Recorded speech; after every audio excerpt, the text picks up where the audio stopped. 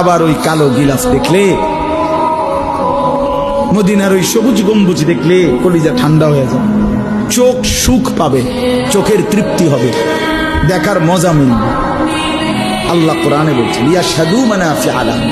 আল্লাহকে যদি জিজ্ঞেস করে বান্দা কেন আমি হজে যাব, আল্লাহ বলে আয়েশা দেখো, লিয়াশহাদু, সে যেন আয়েশা দেখে। আইসো বান্দা, আসো না আমার ঘরে, আসো, আমি দেখাবো কুদরতের কি পরিমাণ নিদর্শন।